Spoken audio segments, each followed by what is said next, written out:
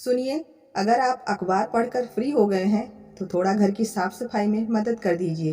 त्योहार आ रहे हैं, घर में कुछ सामान पुराना और बेकार हो गया है, उसे फेंकना है और जाले भी बहुत हो गए हैं और सब कमरों के पंखे भी बहुत गंदे हो गए हैं। आप ये सब काम कर दीजिए, तब तक मैं खाने की तैयारी कर लेती हूँ। शुभांगी नाश्ते के बर्तन उठाते हुए पति अनिल से बोली, तुम्हारे घर के सामान ठीक करवाने और जाले पंखे की सफाई में ही मेरी छुट्टी बर्बाद हो जाती है। खुद कर लिया करो, मुझे ना परेशान किया करो। क्या रखना है, कहाँ रखना है और क्या फेंकना है, मुझसे क्यों पूछती हो? वो दीपा भाभी को देखा है, कितनी स्मार्ट हैं। उनके घर में एक भी सामान निखिल नहीं लाता। भाभी घर बाहर सब अकेले मैनेज कर लेती हैं और एक तुम हो, इतने साल हो गए लेकिन ना घर और ना ही बाहर कुछ नहीं संभाल पाती हो। अनिल शुभांगी के ऊपर चिल्लाने लगा। अनिल को चिल्लाते देख पास ही बैठी सासू जी क्यों पीछे रहती, वो भी शुरू हो गई। सही कह रहा है मेरा बेटा, कोई भी काम हो इससे अकेले नहीं होता। अरे मेरी बेटी को देखो, कैसे अकेले पूरा घर संभालती है। कभी भी जाओ उसका घर चमकता रहता है। और एक ये हमारी बहू रानी सिर्फ 30 त्योहार में ही सफाई करती है और वो भी खुद अकेले नहीं करेगी, मेरे बेटे को भी साथ में लगा लेगी। बेचारे को एक ही संडे मिलता है, वो भी साफ सफाई करवाने में चली जाती है। कुछ सीखो अपनी ननद से कि पति को इन सब चीजों से कैसे दूर रखते हैं। शुभांगी पति की डांट से पहले ही आहत थी और उस पर सासू जी का यूं ताना मारना और साथ ही ननद की महिमा बखान से वो फट पड़ी। मम्मी जी, ननद जी जीजा जी को घर के कामों से इसलिए दूर रखती क्योंकि जीजा ने खुद उनकी चाकरी करने के लिए नौकर नौकरानी की फौज लगा रखी है, जो रोज साफ सफाई करते हैं और घर के बाकी काम भी। लेकिन आपके बेटे ने एक बर्तन धोने वाली भी नहीं रखी है। क्यों? क्योंकि उनको उनके हाथ के धुले बर्तन में खाना नहीं खाना।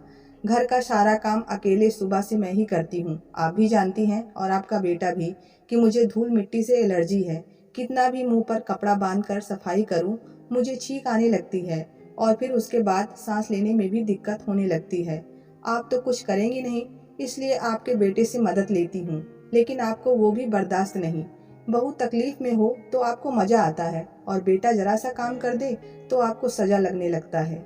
सासू जी को शुभांगी का इतना सब बोलना घर में जैसे भूचाल ही आ गया हो और फिर सासू जी लगी कोसने उस पल को जब उसने बेटे के लिए शुभांगी को पसंद किया था।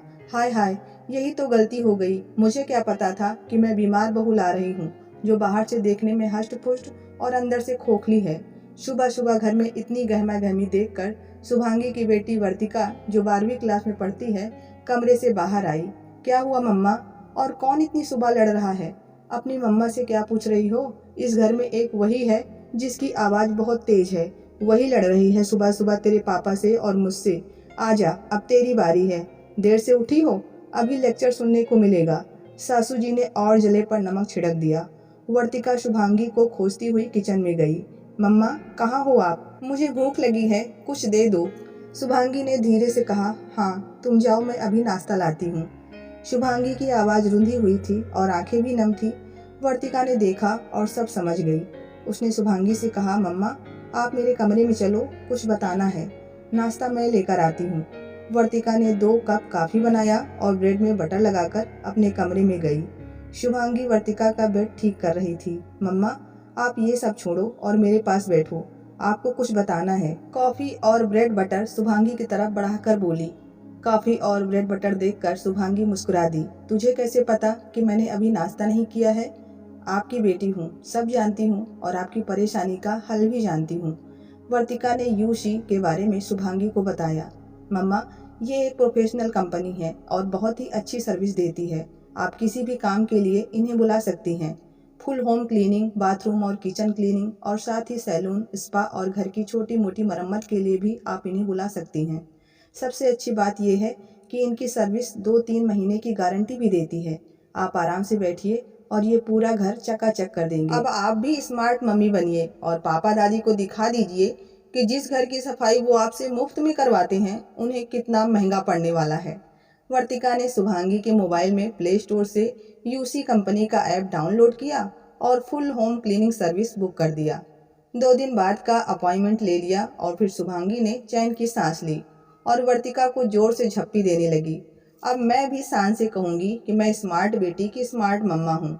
सफाई करने में जो समय लगता है वो अब बच रहा है, तो फिर चलो थोड़ी ऑनलाइन शॉपिंग भी कर ली जाए, क्या कहती हो? फिर दोनों माँ बेटी ऑनलाइन कपड़ों की शॉपिंग में व्यस्त हो गई। बाहर सासू जी परेशान कि बहू खाना पकाने के लिए अभी तक किचन में क्यों नहीं गई। तो ये पक्का है कि माँ बेटी में जरूर कुछ ऐसा पक रहा है जिससे उनके बेटे की जेब खाली होने वाली है। तो बस इतनी सी कहानी थी। पसंद आई हो तो प्लीज़ वीडियो को लाइक और चैनल को सब्सक्राइब करना ना भूलें। मिलते हैं नई कहानी के साथ, तब तक के लिए बाय बाय, टेक केयर।